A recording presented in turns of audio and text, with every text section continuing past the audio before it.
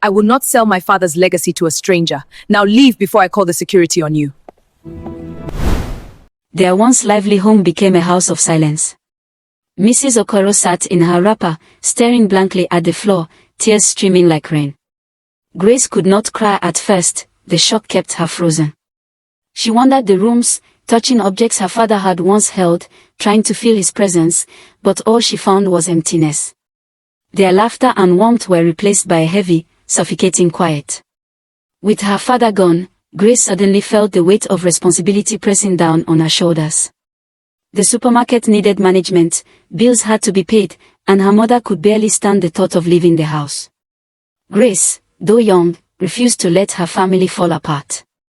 She stayed late into the night, checking accounts, organizing deliveries, and answering calls from worried suppliers. Her mother watched her tirelessly working and whispered, "My child, you are too young for this." But Grace only shook her head. "Mother, we have no choice. Father trusted us to keep this together." Her voice trembled, yet it carried determination. That night, as she locked the supermarket doors, Grace realized she had to grow up overnight, to become the woman her father had always believed she could be. Weeks passed, and the supermarket continued to operate under Grace's care. One afternoon, a well-dressed man entered the store. He introduced himself as Mr. Ibrahim, a businessman from another city, and complimented the store. He offered Grace a deal, sell the supermarket to him for a huge sum, promising she would never worry about money again. Grace felt a mixture of anger and suspicion. "This is my father's store," she said firmly. "I cannot sell it to a stranger." Mr. Ibrahim smiled, calm and persuasive, but Grace sensed hidden intentions. She could not tell her mother about the man yet, fearing it might tempt her into despair or rash decisions. Grace knew the path forward was hers alone, and she had to guard her father's legacy at all costs. One evening, while reviewing stock in the dark store, Grace discovered old receipts and letters hidden in her father's office. Among them was a note mentioning debts and secret transactions she had never known about. Panic raced through her veins.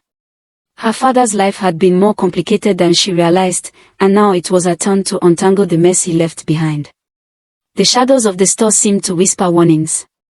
Grace's hands trembled as she read, realizing that some of the debts could ruin them if handled poorly. She stayed awake all night, planning every move, her mind racing with strategies. She knew the survival of her family rested not just on hard work, but on wisdom, courage, and sharp instincts her father had hoped she would develop. Mr. Ibrahim returned a week later, pressing the deal again. But Grace had learned more about her father's affairs and was ready. She stood in the supermarket, her chin high, and confronted him. "I know about the debts. I know about the hidden accounts. I cannot sell this store to a man who will exploit my father's hard work." Mr. Ibrahim's smile faltered, replaced by a shadow of anger. "You are just a girl," he sneered. But Grace's determination did not waver. She had inherited her father's wisdom and tenacity.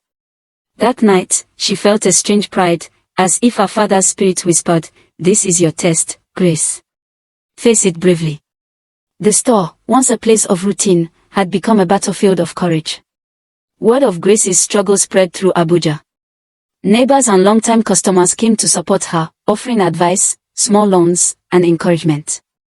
Grace realized she was not alone. Her father's respect in the community had left a strong legacy. People believed in her because they had believed in him. Her mother began to recover, seeing Grace's determination and the community's support. Together, mother and daughter started rebuilding not just the store, but the warmth of their home. Grace's nights were still long, but they were filled with purpose and hope.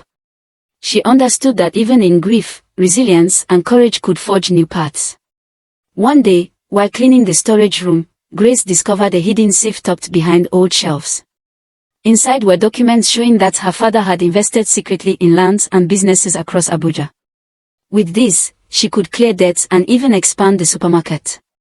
The discovery changed everything. Grace felt a surge of joy and relief. Her father had left a secret blessing for her, a reward for her hard work and loyalty. She whispered a prayer of gratitude, feeling connected to him even in death. Her mother held her close, tears flowing freely, knowing that their struggles were not in vain. With the debts cleared and the store thriving, Grace stood at the entrance of the supermarket, looking at the bustling street of Abuja. Life had tested her beyond imagination, but she had emerged stronger, wiser, and more resilient. The loss of her father had once seemed like the end of her world, but it became the crucible in which her strength was forged. Mrs. Okoro smiled beside her, wrapping an arm around her daughter. "Your father would be proud," she said softly. Grace nodded, feeling the weight of legacy, love, and responsibility. The home was alive again, not just with laughter, but with courage, hope, and the promise of tomorrow. And Grace knew that no matter what challenges came next, she would face them with the heart of her father guiding her. Moral lesson of the story. True strength is not found in age, wealth, or comfort, it is forged in moments of hardship. Grace shows us that courage, integrity, and resilience can turn even the darkest seasons into pathways of growth. When we honor the legacy of those who came before us, stand firm against fear, and choose wisdom over anger, we build a future stronger than anything we lost.